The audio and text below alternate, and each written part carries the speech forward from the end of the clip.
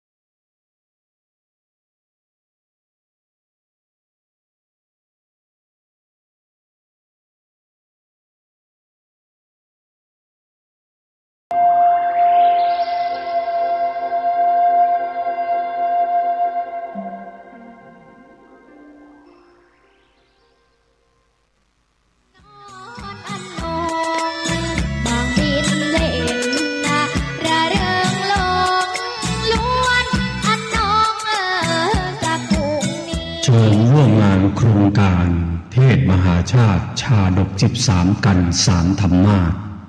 เทศโดยพระอาจารย์ราชันอาริโยพร้อมคณะชุดใหญ่พบกับทศพลหิมพานต์นักแหล่ตำนานลูกคอ9ชั้นชมความสามารถน้องผักบุ้งนักแหล่ชื่อดังขวัญใจวัยรุ่นเด็กๆเทศณวัดทรายมูลตำบลแม่กาอำเภอสัมปะตองจังหวัดเชียงใหม่วันอาทิตย์ที่16มีนาคมจัดโดยพระครูสังวรศรีราภิรักษ์เจ้าอาวาสวัดทรายมูลวัฒนธรรมอำเภอสัมปะตององค์การบริหารส่วนตำบลแม่กากลุ่มอาสาเลิศพันสะพานบุญศรีพลอยประดับยนต์เพื่อส่งเสริมพระพุทธศาสนาสร้างหอระฆังจัดซื้อข้าวสารอาหารแห้งให้กับผู้ยากไร้ผู้ด้อยโอกาสผู้ป่วยติดเตียงในเขตจังหวัดเชียงใหม่และจังหวัดลำพูนขอเชิญทุกหน่วยงานบริษัทห้างร้านต่างๆกลุ่มคณะต่างๆหมู่บ้านชุมชนทุกท่านทุกคนร่วมฟังเทศ13กัน3ธรรมาสน์ร่วมรับเป็นเจ้าภาพกันเทศโรงทานความสามัคคีร่วมด้วยช่วยกันอานิสงส์สูงยิ่งนักเป็นมงคลชีวิตต่อตนเองและผู้อื่นความสำเร็จก็บังเกิดขึ้นขอขอบคุณยินดีต้อนรับพี่น้องต่างจังหวัดต่างอำเภอต่างหมู่บ้านที่แจ้งมาจะเดินทางมาร่วมในงานนี้วันอาทิตย์ที่16มีนาคมณวัดทรายมูลตำบลแม่กาอำเภอสัมปะตองจังหวัดเชียงใหม่เทศตั้งแต่เวลา 9 นาฬิกาถึง 17 นาฬิกาขอเชิญร่วมรับเป็นเจ้าภาพกันเทศ13กันและรับเป็นเจ้าภาพโรงทานติดต่อ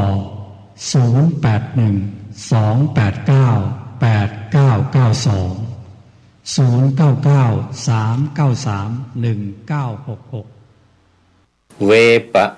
จิตติสูตรพูดถึงเรื่องท้าวเวปะจิตติสมัยพระพุทธเจ้าประทับในพระเชตวันอารามของอนาถผู้ใหญ่พระพุทธเจ้าได้ตรัสเรื่องนี้ว่าเคยมีมาแล้วสงครามระหว่างเทพ กะอสุรีท้าวเวปจิตตีจอมอสูรรับสั่งไปกับพวกอสูรว่าผู้นิระทุกข์ทั้งหลายสงครามประชิดเมื่อใดอสูรพึงชนะนำพวกเทพพึงแพ้พ่ายท่านทั้งหลายพึงจองจำท้าวสักกะหำดำด้วยเครื่องจอง5 ที่คือ1 ที่คอ2 3 มือ2 ข้าง4 5 ล่าง2 เท้าหนอนำมาถวายต่อเราผู้ทรงเป็นเจ้าจอมขอถวายความนอบน้อมแด่พระรัตนตรัยมีพระพุทธเจ้าเป็นต้นขอถวายความเคารพพระมหาเถระพระเถรานุเถระเจ้าคณะพระสังฆาธิการทั่วโลกมีพระเดชพระคุณพระธรรมเสนาบดีรองเจ้าคณะภาค7วัดพระธาตุดอยสุเทพเป็นต้นและขออำนวยพรแด่ท่านผู้ฟังท่านผู้ชมสาธุชนพุทธบริษัททั้งหลายวันนี้รายการพระไตรปิฎกลอยฟ้าออกอากาศ5 สถานีคือ1 สถานีวิทยุพระพุทธศาสนาแห่งชาติและจริยธรรมวัดพระธาตุดอยสุเทพมีพ่อครูวันลบนามวงพรหมเป็นผู้อำนวยการอาจารย์พระมหาประสิทธิ์ปสาธิโกเป็นหัวหน้าสถานีและอาตมภาพพระครูปริยัติยานุศาสตร์เป็นผู้บรรยายออกอากาศเวลา5 ทุ่มถึงเที่ยงคืนทุกวัน2 สถานีวิทยุเพื่อการศึกษาพระพุทธศาสนาและวัฒนธรรมวัดฝายหินตำบลสุเทพอำเภอเมืองจังหวัดเชียงใหม่มีท่านพระครูสมุวิสุวัตวรกิจโจ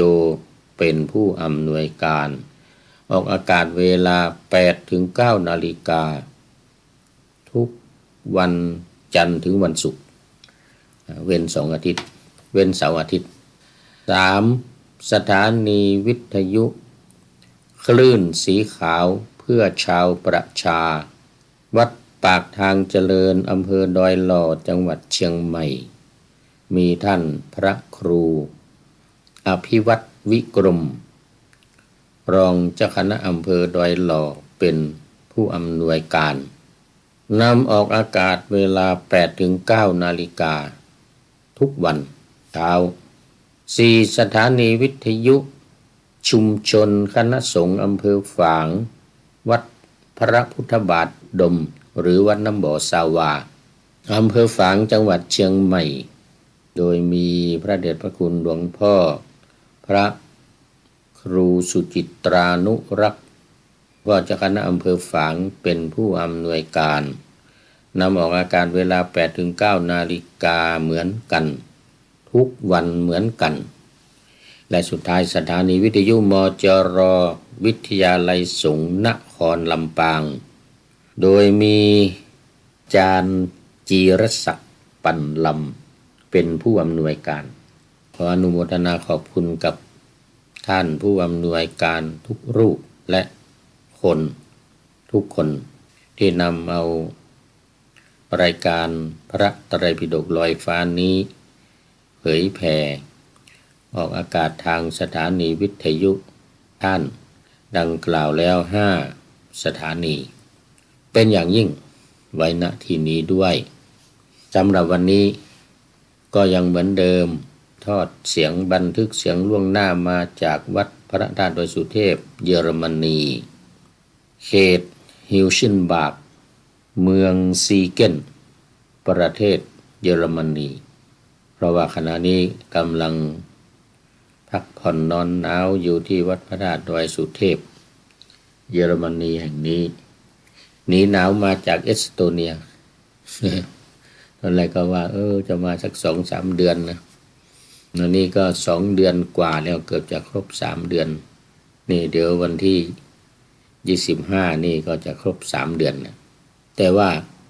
วันนี้พระเดชพระคุณหลวงพ่อก็ว่าให้พักผ่อนอยู่นี่ไปก่อนเพราะว่าที่นี่ยังไม่มีเจ้าอาวาสท่านพระครูวิมลรัตนวัฒน์วัดพวกช้างเจ้าคณะตำบลไหยาเขต2หลวงพี่โจมาทำหน้าที่ดูแลกิจกรรมอะไรต่างๆของวัดแต่วันที่1 เมษายนนี้ก็จะกลับแล้วไม่ถึงเดือนแล้วไปก็จะเหลือแต่ผู้พูดคอยดูแลกิจกรรมอะไรต่างๆญาติโยมมาทำบุญปฏิบัติธรรมในวันอาทิตย์ก็ช่วยดูแลไปก่อนจะหลายเดือนจนกว่าพระเดชพระคุณหลวงพ่อจะได้ส่งพระธรรมทูตมาเป็นเจ้าอาวาสมาอยู่ประจำนั่นก็จึงจะพ้นภาระการดูแลวัดสืบต่อไปเอาละตอนนี้ก็เข้ามาสู่เนื้อหาสาระของธรรมะในพระไตรปิฎกกันเลยนี่วิหารหลายเวลามาหลายนาทีแล้วท่านพระครู วันนี้ก็ขึ้นสูตรใหม่เป็นสูตรที่3ในสักกะสังยุตเกี่ยวข้องกับท้าวสักกะคาทวัคสังยุตตนิกายพระสุตตันตปิฎกเล่มที่15ข้อที่250หน้า363หน้า360พระนี่ใกล้จะหมดแล้วนะนี่300กว่าแล้ว300กว่านี่ก็ใกล้จะหมดละใกล้จะหมดเล่มจะหมดวรรคหมดสูตร ขออภัยเวปจิตติสูตรก็เป็นสูตรที่ว่าด้วยเท้าเวปจิตตินี่ก็อยู่นนบนสวรรค์ในเทพชั้นดาวดึงส์ชั้นดุสิตดาวดึงส์ชั้นดุสิตไปชั้นนิมมานรตีจะเป็นพวกคนทันไปชั้นปลนิมิตตวัสวดีนั่นก็เป็นหมู่มารเป็นหมู่อสูรทั้งหลายเนี่ย เวปจิตติเทพชื่อเวปจิตติสมัยที่พระพุทธเจ้าประทับอยู่ที่พระเชตวัน อารามของท่านอนาถบิณฑิกเศรษฐีพระพุทธเจ้าก็ได้ตรัสเรื่องนี้ว่าเคยมีมาแล้วนะสงครามระหว่างเทพกับอสูรเนี่ยก็จริงเราก็ว่ามาหลายเรื่องเหมือนกันนะเรื่องโดยเฉพาะในเรื่องของท้าวสักกะนี่นะในอรรถกถาธรรมบทนั่นเป็นรายการธรรมทัศน์ซึ่งออกอากาศทางสถานีวิทยุวปท2ทุกวัน 7:30 นาทีเรื่องของท้าวสักกะนี่ก็จบไปแล้วเกี่ยวข้องกับการสงครามระหว่างเทพกับอสูรสู้กันทุกปีอย่างที่เคยเล่าให้ฟัง ตอนนี้ก็มามีปรากฏอยู่ในสักกสูตรเกี่ยวข้องกับท้าวสักกะเนี่ยก็ต้องมีแล้วเรื่องพระอินทร์เรื่องพระมัคควานอะไรต่างๆอะไรท้าวสุชัมท้าวโกสี เป็นชื่อของ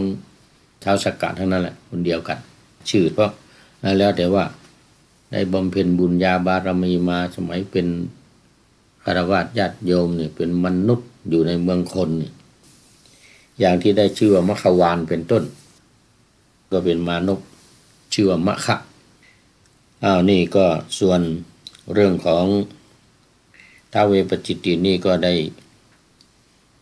ปะหน้าธรรมาสเอาไว้ว่า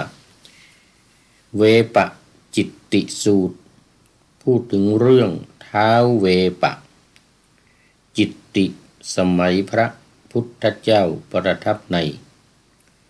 พระเชตวันอารามของนาถใหญ่พระพุทธเจ้าได้ตรัสเรื่องนี้ว่าเคยมีมาแล้วสงครามระหว่างเทพกับอสุรีท้าวเวปจิตตีจอมอสูรรับสั่งท้าวเวปจิตตินี่เป็นฝ่ายอสูรนะไม่ใช่ฝ่ายเทพขออภัยเมื่อกี้พูดผิดไปไม่ใช่ฝ่ายเทพแต่เป็นฝ่ายอสูรโน่นอยู่สวรรค์ชั้นปรนิมมิตวสวัสดีเป็นเทวดาเหมือนกันเป็นเทวดาเกเรหน่อยนักเลง รับสั่งไปกับพวกอสูรว่าผู้นิรทุกข์ทั้งหลายสงครามประชิดเมื่อใดอสูรพึงชนะนำพวกเทพพึงแพ้พ่ายท่านทั้งหลายพึงจองจำว่าไงนะท้าวสักกะหำดำสักกะหำดำ ก็มีคนแย้งอยู่ไงทำไมท้าวสักกะพญาอินทร์พระท้าวสุชัมท้าวโกสีจอมนรินทร์อะไรวะเนี่ยทำไมหำดำมือเนี่ย ก็มีแก้ว่าเพราะท้าวสักกะเนี่ยพระอินทร์เนี่ยมีผิวดำเขียวสีเขียวนะพระอินทร์นี่สีเขียวว่างั้นอันนั้นก็ทั่วร่างกายทุกอวัยวะทุกแห่งก็ต้องดำหมดผิวคล้ำหมดหรืออย่างน้อยก็เป็นสีพุทรานะพุทราดิบๆนะสีเขียวดำๆนะเขียวคล้ำเพราะฉะนั้นก็หำสีดำเลยว่างั้นนะ เอากลายเป็นว่าท้าวสักกะเนี่ยท้าวสักกะท้าวโอสีพญาอินทร์นี่หำดำหมด เพราะว่าเป็นคนผิวดำผิวคล้ำเหมือนกับพระศิวะของศาสนาพราหมณ์เนี่ยพระศิวะเนี่ยก็เขาเรียกศิวะด้วนศิวะที่ไม่มีอวัยวะเพศอินเนี่ยกว้างสอนไปเอาขออภัยกว้างจับไปตัดชุบขาดเลยงั้นเพราะอะไรเพราะว่าพระศิวะเนี่ยไปมีชู้กับเมียของพญาอินทร์เมียของท้าวสักกะนี่นะพญาอินทร์ก็จับได้โอ้โหนี่กำลังมีเพศสัมพันธ์กันอยู่คว้างจักรไปชุบขาดเลยอวัยวะเพศขาดคาโยนีของเมียพระอินทร์นี่ก็จึงเป็นเหตุให้พระศิวะของศาสนาพราหมณ์เป็นศิวะด้วนตั้งแต่นั้นมา ศิวะด้วนนี่ แล้วเป็นไงในอินเดียในปัจจุบันตั้งแต่อดีตถึงปัจจุบันเนี่ยก็เอาศิวะลึงคือลึงของพระศิวะมาสักการะบูชาการเพราะว่าเป็นของพระเจ้าพระศิวะเป็นพระเพราะนั้นอวัยวะเพศของพระเจ้าก็เป็นสิ่งสักการะเคารพทั้งที่ว่าทำความผิดกำลังมีเพศสัมพันธ์กับเมียของพระอินทร์อยู่เนี่ยแล้วก็มันก็คาอยู่อย่างนั้นนะออกไม่ได้คนอินเดียก็ไปวางไว้ตามที่ต่างๆโคนขึ้นข้างบนปลายอยู่ในโยนีของเมียพระอินทร์อย่างนั้นแหละเอาไปวางไว้ทั่วประเทศเนี่ยสักการะบูชากันดอกไม้ของหอมน้ำนมไปลดไปลาดกันถือว่าเป็นของพระเจ้าเป็นควยของพระเจ้าสักการะเคารพ นี่เป็นอย่างนั้นนี่เรื่องของเรื่องมันพูดถึงอันนี้พูดถึงว่าท้าวสักกะลามปามไปจนถึงพระศิวะจนได้ มันก็เกี่ยวเนื่องกันนะมันเกี่ยวเนื่องกันมาต่อ เป็นยังไงมาต่อเรื่องของการลบกันระหว่างเทพเนี่ยเทพของระหว่างเทพกับอสูรนี่ท้าวเวปจิตติของอสูรเนี่ยก็ว่าเนี่ยต้องชนะแน่ว่างั้นนะอสูรต้องชนะเมื่ออสูรชนะแล้วให้จับเทพท้าวสักกะเนี่ยพระอินทร์เนี่ยถ้าจับด้วยเครื่องจองจำนะพึงจองจำท้าวสักกะด้วยเครื่องจองจำ5 แห่งโดยเครื่องจองจำ5 แห่งคือที่คอใส่คือคาคอไว้เลยไม้4 เล่มนะใส่ไปข้างนี้2 เล่มไปข้างซ้าย2 เล่มข้างขวา2 เล่มอย่างเงี้ยเสร็จแล้วก็ที่แขนอีก2 ข้างเป็น3แล้วแล้วที่เท้าอีก2 ข้างเป็น5อันนี้ใส่คือขาไว้เลยขาก็คือเอาไม้มาไขว้กันนะเป็นกากบาทนะไม้มาไขว้กันนะยาวแล้วก็เอาคอของท้าวสักกะนี่คำสั่งอยู่นะนี่เป็นคำสั่งอยู่เป็นคำสั่งของท้าวเวปจิตติเนี่ยก็ใส่มือนี่ก็เหมือนกันเอาไม้4 เล่มเนี่ยมาใส่ไขว้กันแล้วก็มัดซ้ายข้างขวานี่แล้วก็แข้งอีก2 ข้างละ1 ชุดละ4ไม้4 อันนั่นนะเป็นคือคาเนี่ยนะ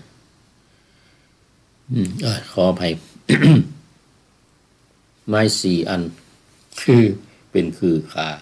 มือ2 ข้างเท้า2 ข้างแล้วก็คอเป็น5 ที่เป็น5 ที่คือจองจำทำเครื่องจองจำ5 ที่เนี่ย5 ที่นี่คือ1 ที่คอ2 กับ 3นี่คือมือ2 ข้าง4 กับ 5ก็คือล่างข้างล่าง2 เท้าล่าง2 เท้าที่ว่าพวกเทพพึงแพ้พ่ายท่านทั้งหลายพึงจองจำท้าวสักกะหำดำด้วย5 ที่คือ1 ที่คอ2 3มือ2 ข้าง4 5ล่าง2 เท้าหนอนำมาถวายต่อเราผู้ทรงเป็นเจ้ากรรมเป็นเจ้าจอมหัวหน้าเขาทั้งหลายเป็นเจ้านายเป็นเจ้านายฝ่ายเทพพระบุตรฝ่ายเทพก็เหมือนกันท้าวสักกะนี่นะท้าวสักกะนี่ก็ประกาศบอกเหมือนกันบอกลูกน้องของตัวเองนี่สวรรค์ชั้นดาวดึงส์ในสวรรค์ชั้นนั้นชั้นนี้บอกว่าฝ่ายเทพเนี่ยพึงชนะฝ่ายอสูรก็ย่อมแพ้พ่ายพึงพ่ายแพ้นะท่านทั้งหลายเมื่อสงครามประชิดถ้าเอาอสูรแพ้แล้วจงจองจำจับตัวมาแล้วก็จองจำด้วยคือคาทั้ง5เหมือนเดียวกันนี่แหละเท้า2 เท้ามือ2 มือแล้วก็คอไม่ดิ้นไปไหนเลยใส่คอด้วยเสร็จแล้วก็ให้หามมาหาเราเหมือนกับท้าวปจิตติบอกให้ลูกน้องจับแล้วก็หามมาหาตัวเองนั่นแหละใส่คือคามาฝ่ายเทพก็เหมือนกันสั่งเหมือนกันฝ่ายเทพนี่นะก็ให้พอเสร็จแล้วก็ให้หามมาใส่คือคาแล้วก็หามมาต่อหน้าเราฝ่ายเทพก็สั่งฝ่ายอสูรก็สั่งบางคนก็ตั้งใหญ่เหมือนกันให้ข้าพเจ้าผู้ทรงเป็นเจ้าจอมผู้ทรงเป็นเจ้าจอมครั้งนั้น สงครามระหว่างเทพกับอสูรก็เป็นไปท่านทั้งหลายเมื่อจองจำเทพฝ่ายทางเทพก็บอกว่าต้องจองจำฝ่ายอสูรด้วยเครื่องผูกใส่5 ที่เลยเท้า2 ที่มือ2 ที่แล้วก็ใส่คออันนี้ต่อมาเทพชั้นดาวดึงส์ก็พากันทำเครื่องจองจำท้าวเวปจิตติจอมอสูรเนี่ยด้วยเครื่องจองจำทั้ง5เหมือนเดียวกันเลยแล้วก็นำมายังสภาชื่อสุธรรมาสภาสุธรรมานี่ก็อยู่ในสวรรค์ชั้นดาวดึงส์เธอเคยเล่าให้ฟังไปแล้วในสำนักของท้าวสักกะจอมเทพได้ยินว่าท้าวเวปจิตติจอมอสูรถูกจองจำด้วยเครื่องจองจำทั้ง5รวมทั้งเครื่องผูกคอด้วยนะด่าบริพาทท้าวสักกะว่าไงนะจอมเทพซึ่งกำลังเสด็จเข้าและออกยังสภาชื่อสุธรรมาโดยวาจาหยาบคายอันมิใช่วาจาของสัตบุรุษพุทธองค์ก็ตรัสว่าภิกษุทั้งหลายครั้งนั้นมาตลีเทพบุตรผู้สงเคราะห์ได้ทูลถามท้าวสักกะมาตลีนี่ก็คือเทพบุตรที่ขับรถไปรับพระอินทร์รับท้าวสักกะนั่นแหละเขาได้กราบถามท้าวสักกะว่า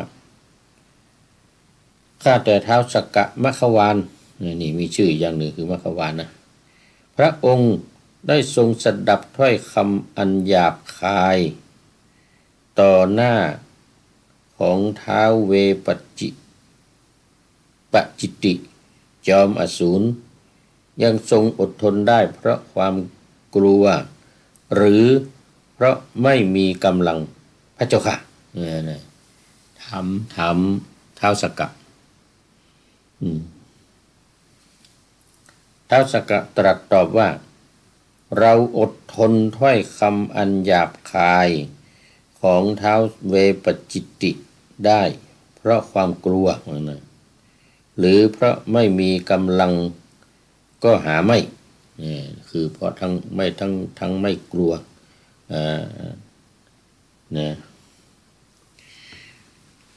ไม่ใช่ว่าเพราะไม่มีกำลัง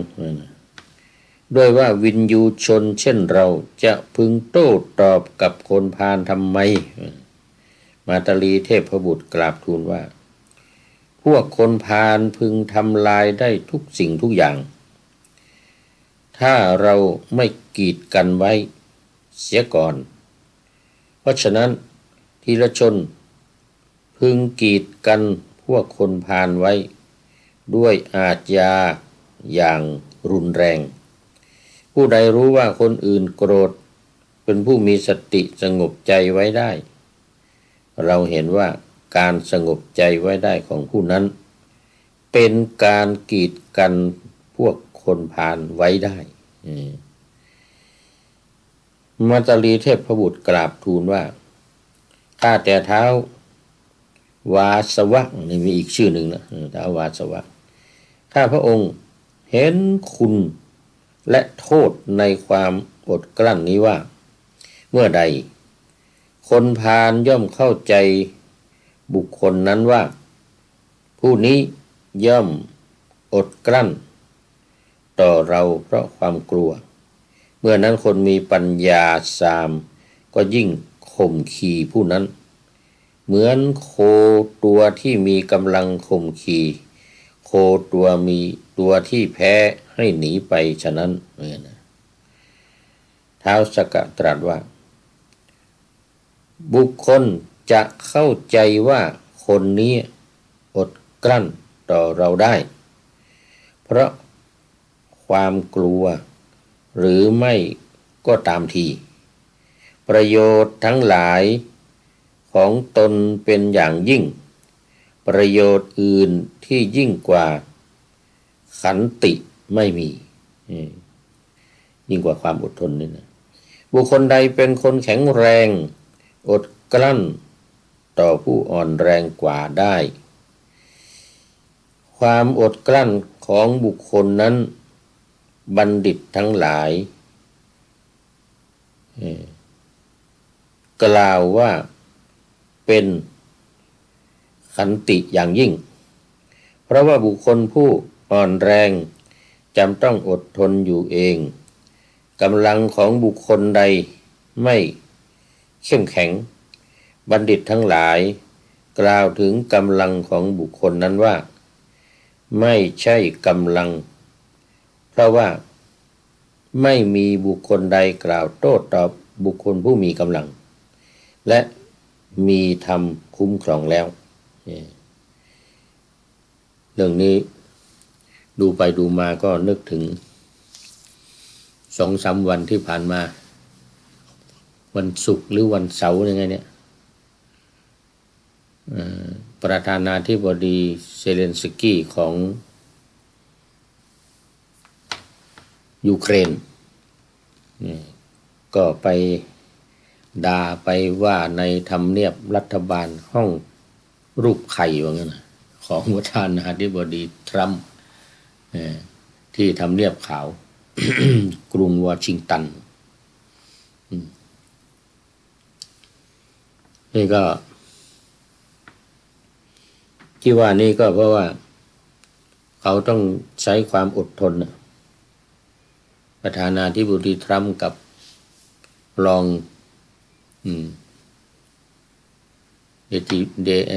อะไรนี่จิวแวนอะไรนั่นนะ ฟังประธานาธิบดีของยูเครนเซเลนสกี้กล่าวว่าบริพาทสารพัดสารเพคือด่าว่าประธานาธิบดีปูตินนู่นนะแล้วก็มันอยู่ในสถานการณ์ของประธานาธิบดีทรัมป์โอ้ยต้องใช้ความอดกลั้นอดทนเห็นผู้วิเคราะห์เขาบอกว่าถึง40 นาทีนะ 40 นาทีไม่ว่าอะไรปล่อยให้เซเลนสกี้ประธานาธิบดีของยูเครนเนี่ยว่าเรื่อยไปหลายอย่างเขาก็อดฟังไปไม่ว่าอะไรไม่ห้ามอะไรไม่ห้ามไม่ห้ามไม่ตามอะไรปล่อยให้ว่าไปพอถึงนาทีที่40ไปถึง49ว่างั้นประมาณ 8-9 นาทีนี่เอาใหญ่เลยทีนี้ ลุมกันใหญ่เลยทั้งประธานาธิบดีทั้งรองประธานาธิบดีเจดีแวนนะกับทรัมป์ใส่ประธานาธิบดียูเครนเซเลนสกี้โอ้คือแบบว่าหมอปิดประตูเลยว่าไม่ต้องให้เข้าเย็บหน้าไม่ไหวหน้าแตกมากเลยนะ หน้าแตกมากนี่มันถึงจะใช้ความอดทนอดกลั้นยังไงก็ไม่ไหวแล้วงั้นนะ ไม่ไหวแล้วต่อหน้าสื่อต่อหน้าคนได้มาบูลลี่กันว่างั้นนะบูลลี่กันมาว่ากันบริพาทกันโอ้เอาเลยทีนี้8-9 นาทีทีนี้ตั้งแต่นาทีที่40ไปถึง49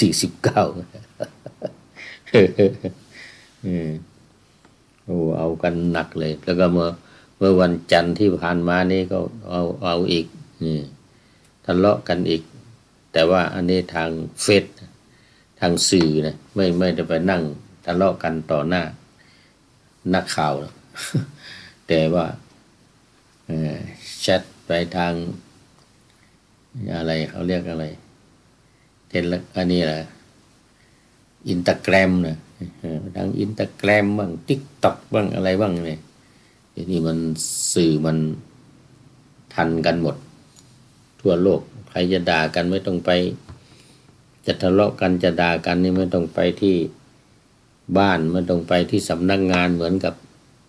ทรัมป์กับเซเลนสกี้นี่หรอกนะผมว่าผ่าน ตอนหลังมานี้ประธานาธิบดีก็ว่าผ่านสื่ออีกว่าผ่านสื่อมาอีกก็บอกว่าโอ้ประธานาธิบดีของยูเครนเนี่ยไม่ตั้งใจจะเลิกสงครามนะอยากจะทำสงครามต่อไปโดยพูดว่าสงครามจะไม่ยุติง่ายๆคงหายากในการที่จะยุติแล้วนะแสดงว่าไม่มีความตั้งใจในการที่จะเลิกสงครามในการที่จะ ceasefire เนี่ยเขาบอกนะ ceasefire หยุดยิงจะหยุดยิงกันนี่ก็เรื่องของการสู้รบมันเป็นอย่างงี้มันก็ไม่ยอมกันอ่ะฝ่ายเทพนี่นะนี่ฝ่ายเทพก็ไม่ยอมฝ่ายอสูรก็ไม่ยอมฝ่ายเทพนี่ฝ่ายพระอินทร์นี่นะฝ่ายพระอินทร์ฝ่ายท้าวสักกะต่างคนก็ต่างไม่ยอมกัน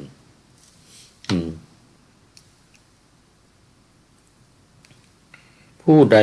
โกรธตอบต่อบุคคลผู้โกรธผู้นั้นย่อมเลวกว่าผู้โกรธเพราะการโกรธตอบนั้นบุคคลผู้ไม่โกรธตอบต่อบุคคลผู้โกรธชื่อว่าชนะสงครามที่ชนะได้ยากผู้ใดรู้ว่าผู้อื่นโกรธเป็นผู้มีสติสงบใจไว้ได้ผู้นั้นชื่อว่าประพฤติประโยชน์ของคนทั้งสองฝ่ายคือฝ่ายตนและฝ่ายผู้อื่นเมื่อรู้รักษาประโยชน์ของตนทั้งสองฝ่ายคือฝ่ายตนและฝ่ายผู้อื่นชนทั้งหลายผู้ไม่ฉลาดในธรรมย่อมเข้าใจว่าเป็นคนโง่ภิกษุทั้งหลายก็ท้าวสักกะจอมเทพนั้นอาศัยผลบุญของพระองค์เป็นอยู่เสวยราชสมบัติอันมีความเป็นใหญ่ยิ่งด้วยความเป็นใหญ่แห่งเทพชั้นดาวดึงส์ยังมาพรรณนาคุณของขันติและโสรัจจะไว้มีข้อที่ควรเธอทั้งหลายผู้บวชแล้วในธรรมวินัยที่เรากล่าวชอบแล้วเป็นผู้อดทนและสงบเสงี่ยมได้นี้จะพึงงดงามอันนี้จะพึงงดงามถ้างั้นไม่งดงามพึงงดงามในธรรมวินัยนี้โดยแท้คือบอกแกภิกษุทั้งหลายเหมือนกับท้าวเวปจิตติเนี่ยนะแล้วเรามาด่ามาว่าเราแล้วเราตอบไปปากต่อปากก็เรียกว่าฟันต่อฟันตาต่อตากันเลยเนี่ยนั่นเรียกว่าไม่มีทางที่จะสิ้นสุดสงครามไม่มีทางที่จะหยุดก็มีคนวิเคราะห์ได้กล่าวหลายคนว่าสงครามเนี่ยจะไม่ยุติด้วยดาบด้วยปืนด้วยระเบิดหรือปรมาณูอะไรหรอกแต่ว่ามันอยู่ที่การเข้าใจสนทนากันแล้วก็ปรับทัศนคติกันให้ตรงกันอย่างนี้เป็นต้นนะในเรื่องนี้ท้าวสักกะซึ่งชนะในสงครามการรบครั้งนี้ฝ่ายอสูรก็เป็นฝ่ายอักษะไป เป็นฝ่ายอักษะไปเวปจิตติสูตรที่สี่นี้ก็จบพอดี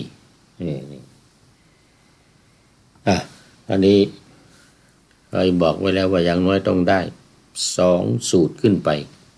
วันนี้จบไป1สูตรยังพอมีเวลาสูตรต่อไปสูตรที่2ในรายการแต่ในพระไตรปิฎกนี่เป็นสูตรที่5นะสุภาษิตะชยสูตรว่าโดยการแข่งขันคำสุภาษิตกันไม่มีอะไรทำแข่งขันสุภาษิตกันนะอันนี้สุภาษิตะชยสูตรนะ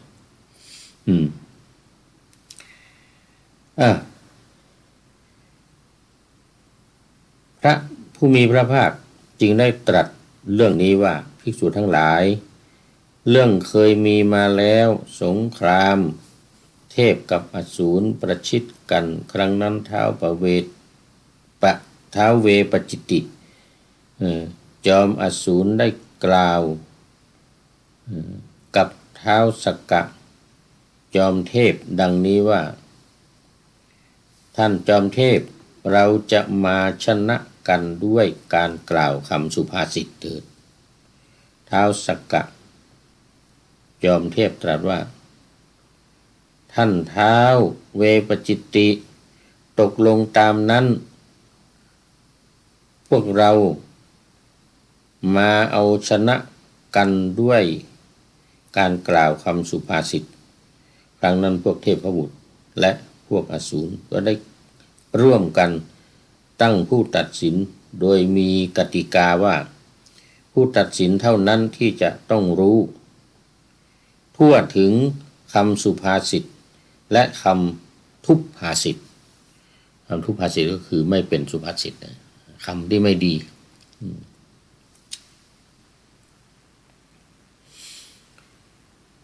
ลำดับนั้นท้าวเวปจิตติจอมอสูรก็ได้กล่าวกับท้าวสักกะว่าท่านจอมเทพ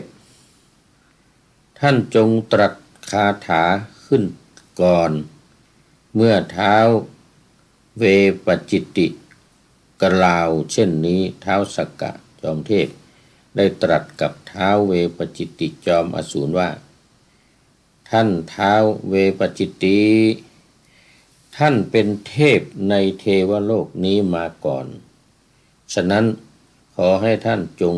กล่าวคาถาก่อนเมื่อท้าวสักกะตรัสเช่นนี้แล้วท้าวเวปจิตติจอมอสูรก็ได้กล่าวคาถานี้ว่าพวกคนพาลพึงทำลายได้ทุกสิ่งทุกอย่างถ้าเราไม่กีดกันไว้เสียก่อนเพราะฉะนั้นทีละชนพึงกีดกันพวกคนพาลไว้ด้วยอาทยาอย่างรุนแรงเมื่อท้าวเวปจิตติจอมอสูรได้กล่าวคาถานี้แล้วพวกอสูรพากันอนุโมทนาเพราะว่าจะได้ลบกันละพวกเทพต่างๆก็พากันนิ่งเฉยลำดับนั้นท้าวเวปจิตติจอมอสูรได้กล่าวกับท้าวสักกะว่าท่านจอมเทพท่านจงกล่าวคาถาเถิดเมื่อท้าวเวปจิตติกล่าวเช่นนี้แล้ว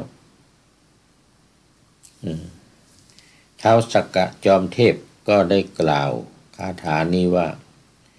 ผู้ใดรู้ว่าผู้อื่นโกรธเป็นผู้มีสติสงบใจไว้ได้เราเห็นว่าการสงบใจไว้ได้ของผู้นั้นเป็นการกีดกันพวกคนพาลไว้ได้เมื่อท้าวสักกะจอมเทพได้กล่าวคาถานี้แล้วพวกเทพ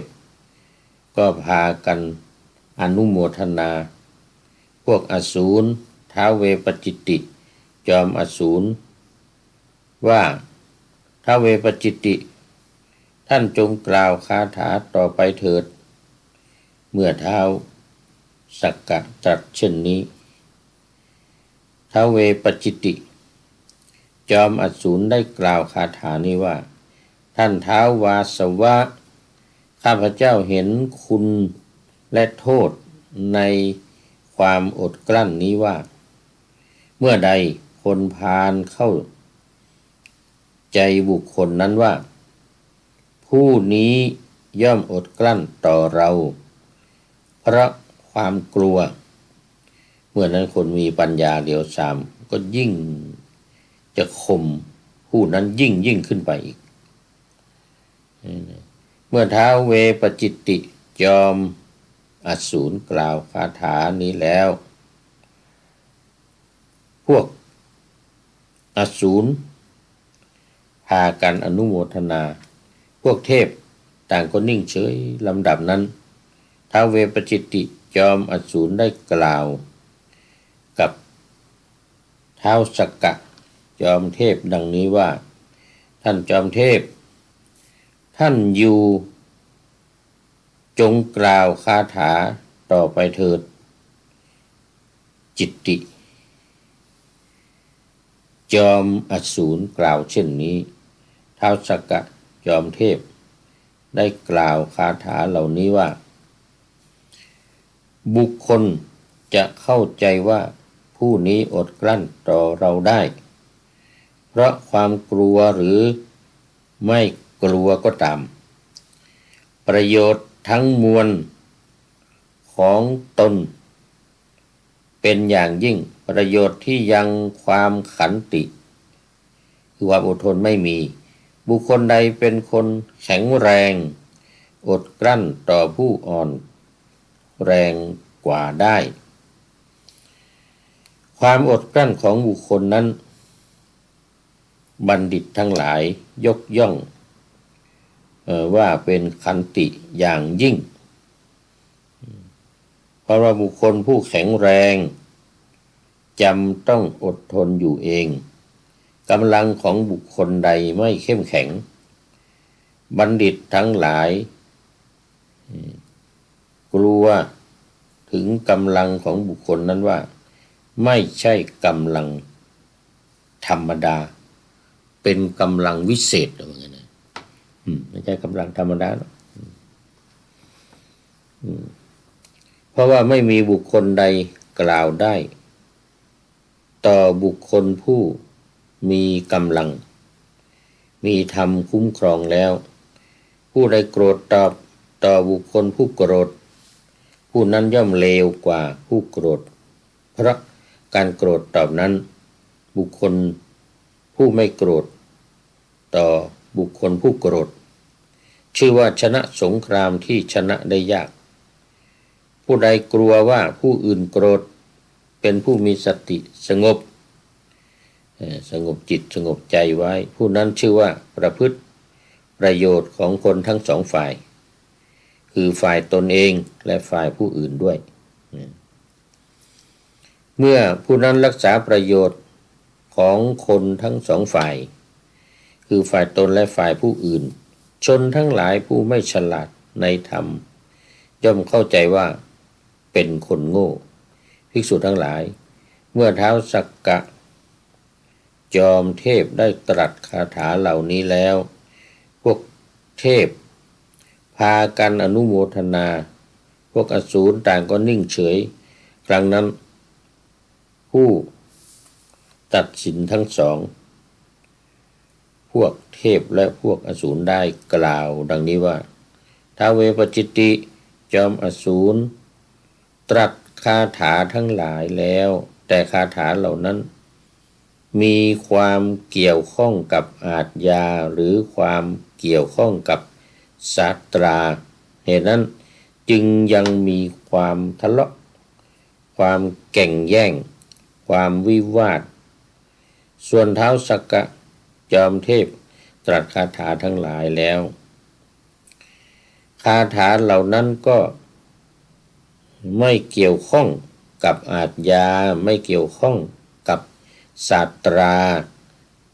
เพราะเหตุนั้นจึงไม่มีความทะเลาะไม่มีความแก่งแย่งไม่มีความวิวาท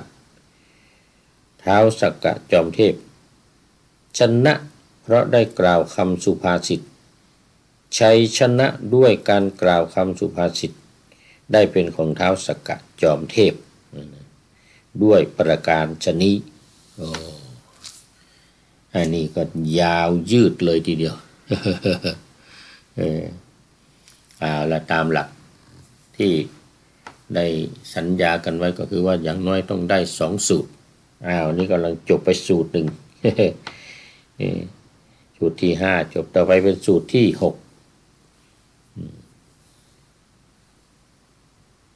นี่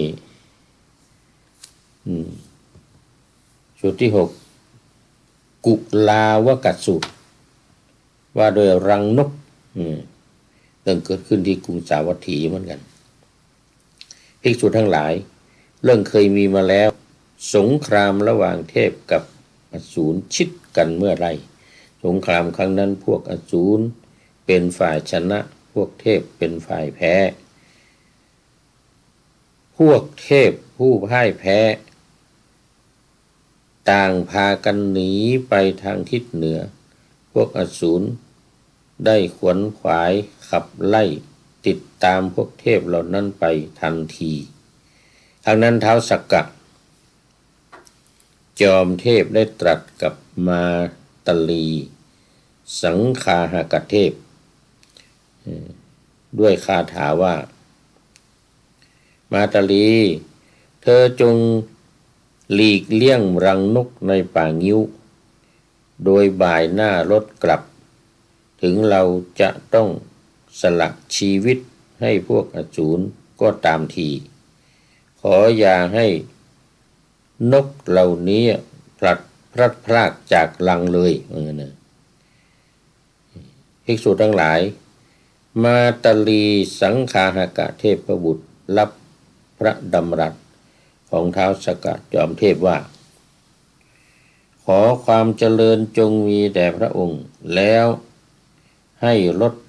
ซึ่งเทียมด้วยม้าอาชาใน 1,000 ตัวหันกลับทางนั้นพวกอสูรคิดว่าบัดนี้ลดซึ่งเทียมด้วยม้าอาชาใน 1,000 ตัวของท้าวสักกะจอมเทพหันกลับมาแล้ว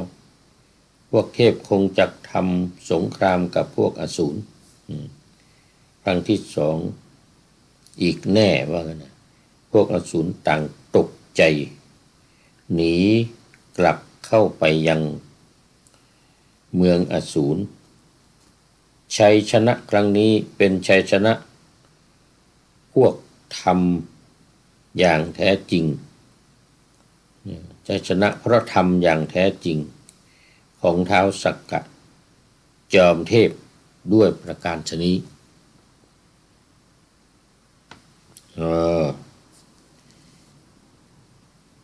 อันนี้ก็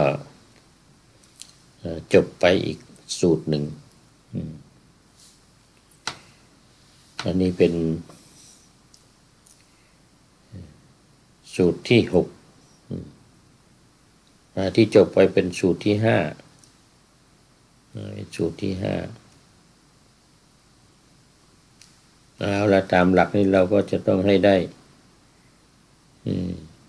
2 สูตรได้2 สูตรอันนี้จบไปแล้วเวปจิสูตรต่อไปเรามาสูตรที่ 6กุลาวกสูตรนี่ว่าด้วยรังนก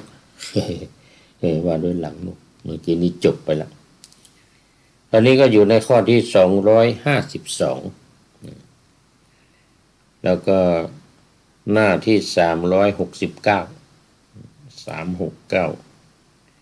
ใกล้จะหมดละกุลาวกะรังนกนี่ก็เกิดขึ้นที่สาวัตถีเหมือนกันภิกษุทั้งหลายเรื่องเคยมีมาแล้วสงครามระหว่างเทพกับอสูรประชิดกันสงครามครั้งนั้นพวกอสูรเป็นฝ่ายชนะพวกเทพเป็นฝ่ายแพ้พวกเทพผู้พ่ายแพ้ต่างพากันหนีไปทางทิศเหนือพวกอสูรได้ชวนกันไล่ติดตามพวกเทพเหล่านั้นไปในทันทีดังนั้นท้าวสักกะจอมเทพได้ตรัสกับมาตลีสังคาหกะเทพบุตรด้วยคาถาว่ามาตลีเธอจงหลีกเลี่ยงรังนกในป่างิ้วเนี่ยนะโดยบ่ายหน้ารถกลับซึ่งเราจะต้องสละชีวิตให้พวกอสูรก็ตามทีขออย่าให้นกเหล่านี้พลัดพรากจากรังเลยภิกษุทั้งหลายมาตลีสังคากะเทพบุตรรับพระดำรัสของท้าวสักกะจอมเทพว่าขอความเจริญจงมีแด่พระองค์แล้วให้รถซึ่งเทียมด้วยม้าอาชาใน 1,000 ตัวหันกลับครั้งนั้นพวกอสูรคิดว่าบัดนี้รถซึ่งเทียมด้วยม้าอาชาใน 1,000 ตัวเนี่ยของท้าวสักกะจอมเทพหันกลับมาแล้วเหมือนกันพ วกเทพคงจักทำสงครามกับพวกอสูรเป็นครั้งที่2อีกแน่พวกอสูรต่างตกใจหนีกลับเข้าไปยังเมืองอสูรชัยชนะครั้งนี้เป็นชัยชนะของพระธรรมอย่างแท้จริงของท้าวสักกะจอมเทพด้วยประการฉนี้ในสูตรที่6นี่ก็จบต้องดูเวลาดูไปดูมาหมดเวลาพอดี แต่ต้องแนะนำรายการจากท่านผู้ฟังไปตกลงว่าวันนี้ก็ได้กุลาวกัสสูตรกุลาวกัสสูตรและเวปจิตติสูตร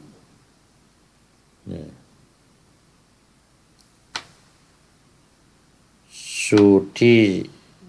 3เป็นสุภาษิตสูตรได้ไป2สูตร3สูตร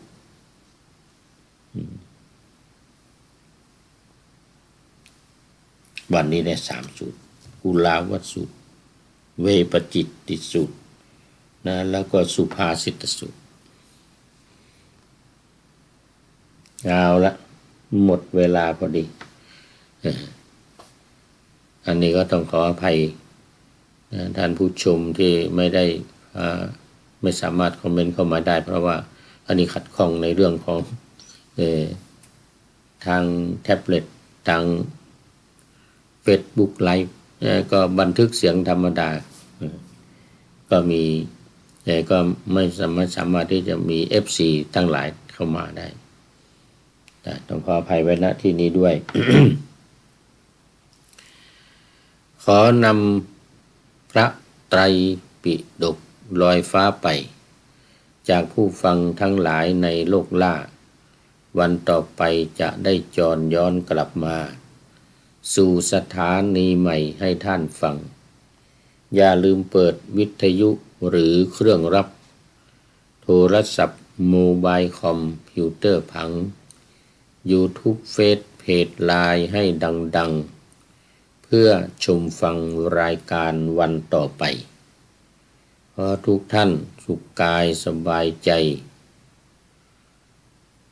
ขอท่านมีความสุขทุกคืนวันนำธรรมะประกอบการงานทั้งหลายเช่นขยันทำงานทางวาจากายใจขวนขวายกิจการงานนานาบำเพ็ญสาธารณประโยชน์เว้นสิ่งที่มีโทษโหดเยี่ยงสาประกอบแต่กรรมดีมีราคาแสวงหาเงินทองครองใจคนเสียสละภรทรัพย์นับมากน้อยไม่ให้ล้านก็ให้ร้อยไม่ด้อยผลเอื้อคนรวยช่วยคนยากฝากคนจนให้ทุกคนเท่ากันมาตรฐานเดียวขอเจริญ